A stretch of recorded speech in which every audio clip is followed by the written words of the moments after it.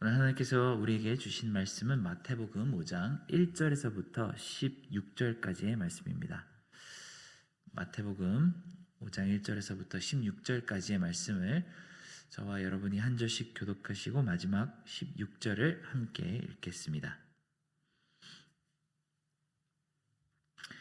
예수께서 무리를 보시고 산에 올라가 앉으시니 제자들이 나아온지라 입을 열어 가르쳐 이르시되 심령이 가난한 자는 복이 있나니 천국이 그들의 것이미요 애통하는 자는 복이 있나니 그들이 위로를 받을 것이미요 온유한 자는 복이 있나니 그들이 땅을 기업으로 받을 것이미요 의에 줄이고 목마른 자는 복이 있나니 그들이 배부를 것이미요 긍휼히 여기는 자는 복이 있나니 그들이 긍휼히 여김을 받을 것이미요 마음이 청결한 자는 복이 있나니 그들이 하나님을 볼 것이미요 화평하게 하는 자는 복이 있나니 그들이 하나님의 아들이라 일컬음을 받을 것이미요 의를 위하여 박해를 받는 자는 복이 있나니 천국이 그들의 것임이라 나로 말미암아 너희를 욕하고 박해하고 거짓으로 너희를 거슬러 모든 악한 말을 할 때에 너희에게 복이 있나니 기뻐하고 즐거워하라 하늘에서 너희의 상이 크미니라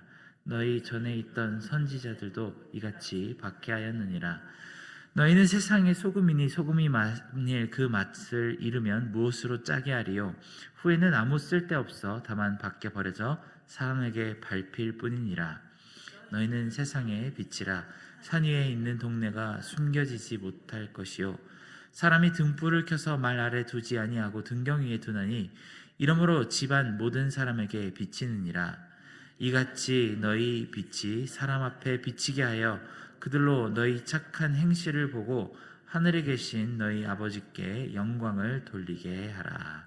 아멘. 오늘부터 시작하는 마태복음 5장에서 7장까지의 말씀은 성경 전체에서 가장 긴 예수님의 설교를 담고 있습니다. 우리는 이 설교를 산상수훈이라고 부릅니다. 주님께서 산등성 위에 앉으셔서 말씀으로 설교를 하셨기 때문에 이렇게 부르는데요.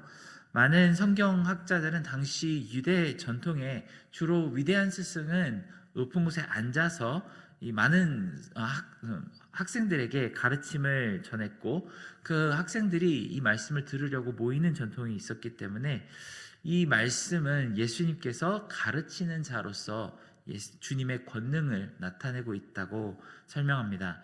하지만 사실 이 장면은 예수님께서 이렇게 깊은 가르침을 전하실 때에 많은 사람들이 찾아와서 멋진 강단을 드리거나 노트를 적으며 열심히 그 말씀을 경청하고 있는 상황이 아닙니다. 오히려 이 말씀을 듣는 대상자들은 예수님께 치유를 받으러 그리고 인생의 많은 문제를 가지고 나온 사람들입니다. 도저히 사람의 능력으로 고칠 수 없는 병과 문제를 가지고 예수님께 나온 사람들이죠. 자기 힘이 너무나도 부족한다는 사실을 잘 알고 신적인 능력이 아니라면 자기 삶의 무게를 이겨낼 수 없다는 것을 아주 잘 아는 사람들이 나와서 예수님에게 말씀을 듣고 있는 그 말씀이 바로 산상수훈의 가르침입니다.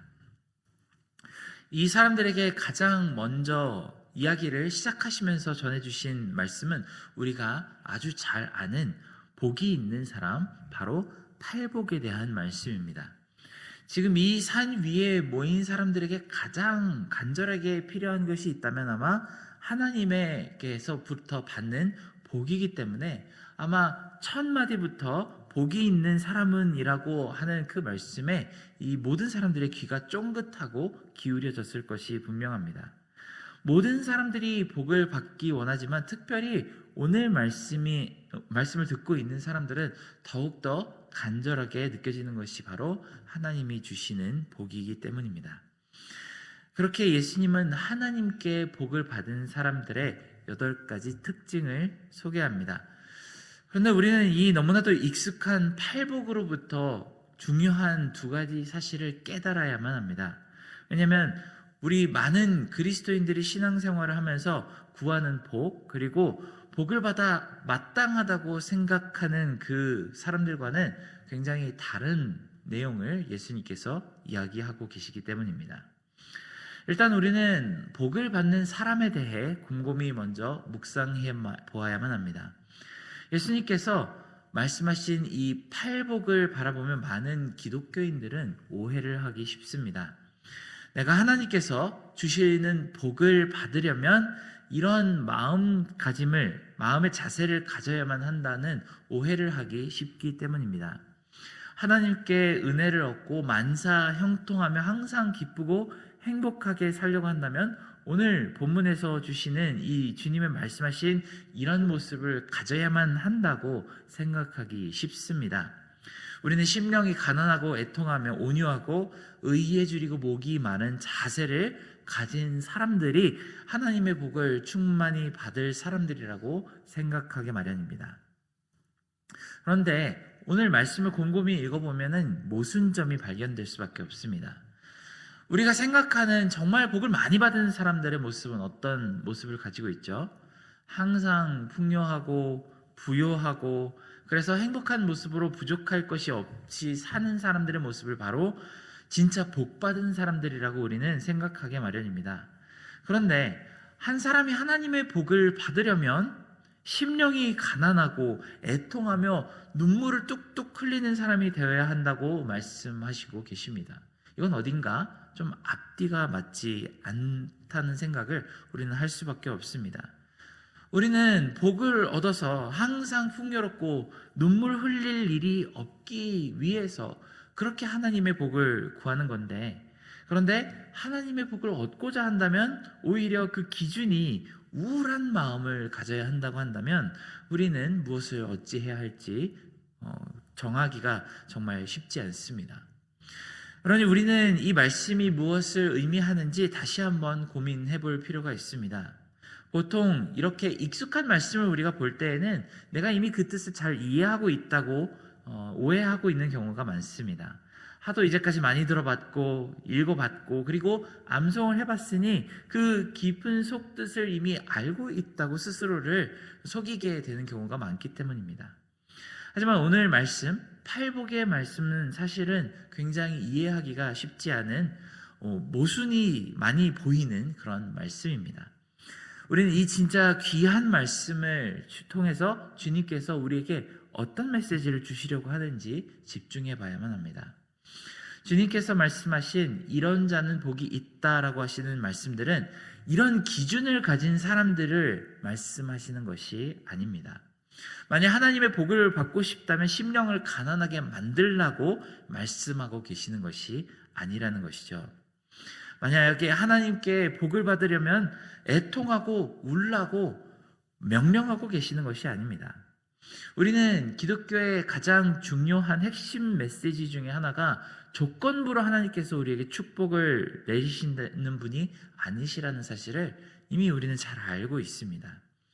그런데 여전히 은혜의 교리에 완전히 익숙하지 않은 인간적인 논리로 우리는 팔복을 바라보면서 이 팔복의 가르침마저도 복을 얻기 위해 우리가 지불해야 되는 값이라고 생각을 합니다. 하지만 그것은 예수님이 하신 말씀이 아닙니다. 오히려 이 팔복이 설명하는 이 사람들은 주님께서 불쌍히 여겨 복을 주고 싶으신 사람들에 대해서 이야기합니다. 하늘 보좌 위에서 보실 때 그 사람들의 아픔을 보셨고 인생의 무게에 신음하는 그 모든 상황들을 안타까워하셨기 때문에 성육신하여 이 세상에 오시면 반드시 회복시키고자 마음먹으신 대상들이 바로 이런 사람들이라고 소개하십니다. 그러니 팔복은 복을 받는 조건에 대해서 설명하는 것이 아니라 하나님이 은혜를 베푸실 사람들이 어떠한 사람들인지에 대해서 알려주고 있습니다. 이렇게 힘들고 아픈 삶 가운데서도 여전히 하나님 나라에 대한 소망을 잃지 않고 사는 사람들이 바로 하나님께서 베푸시는 긍휼로 복을 얻게 됩니다. 우리는 사실 애통하고 심령이 가난하고자 노력을 해야 할 필요가 없습니다. 의에 줄이고 목이 마르고자 어떤 애를 쓸 필요도 없습니다. 원래 인간이라는 존재가 그리고 삶이라는 것이 그렇게 슬프고 애처로울 때가 참 많습니다. 그럼에도 불구하고 여전히 하나님께서 주신 계명들을 지키고 하나님 나라를 꿈꾸며 살아가는 사람들을 하나님께서는 귀하게 바라보시고 은혜라는 복을 주십니다. 여기서 팔복의 한 가지 한 가지를 바라보면 뒤로 갈수록 무언가 이 사람들에게 변화가 생긴다는 사실을 알 수 있습니다.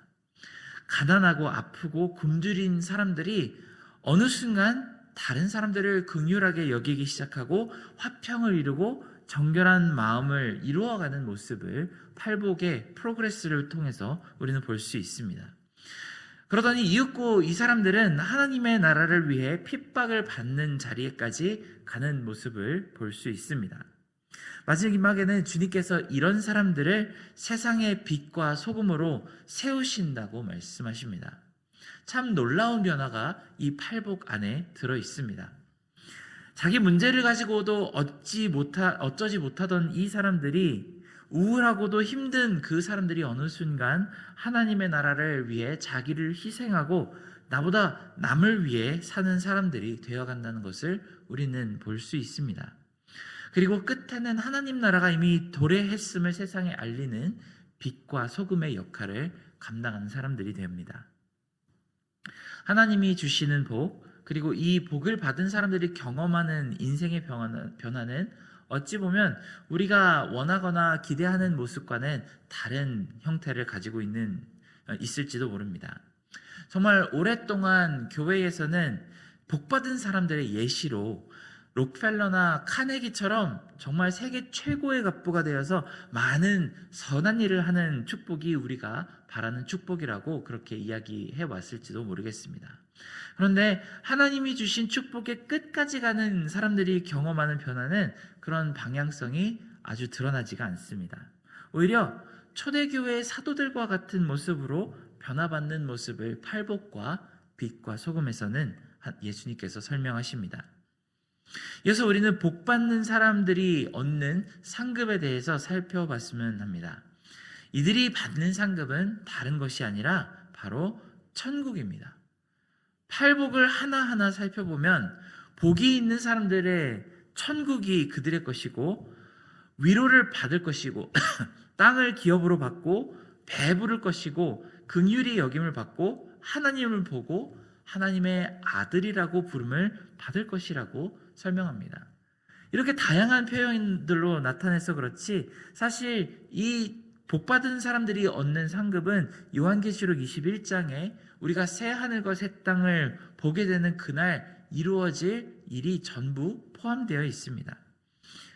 결국은 하나님께서 주시는 가장 큰 복을 받는 사람은 성공이나 건강을 복으로 받지 않습니다.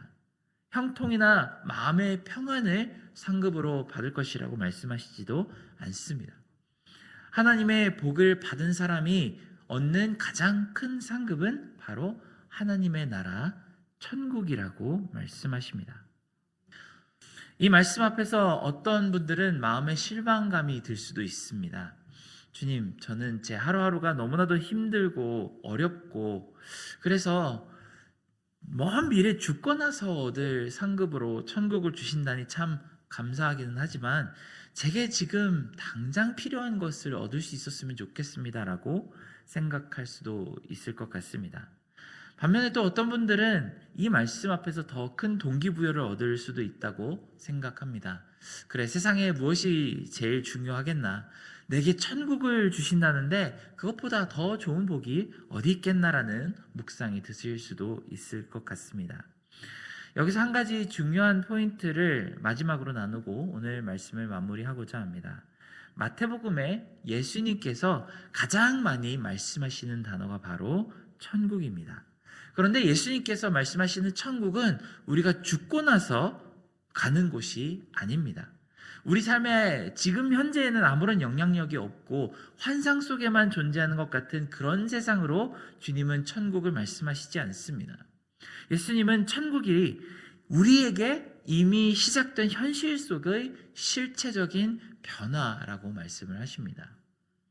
한국어로 천국을 말할 때는 그냥 하늘나라처럼 들리지만 영어나 헬라어로 보면은 Kingdom of Heaven이라고 부릅니다. 하늘의 왕국이라고 부르는 것이죠.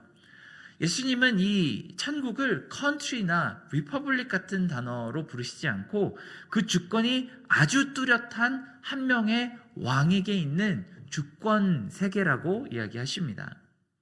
예수님 당시에는 로마가 제국이었기 때문에 한 명의 황제가 있고 그 아래 수십 명의 분봉왕이 작은 지역사회를 다루던 그런 사회였습니다. 그런데 주님은 이 당시 사람들에게 아주 위험하게 들릴 수밖에 없는 한 가지 말씀을 하십니다. 로마 황제의 통치가 아니라 하나님 나라에서 하나님께서 세우신 한 왕의 통치가 이미 이 사람들 가운데 시작되었다고 선포하시는 것입니다.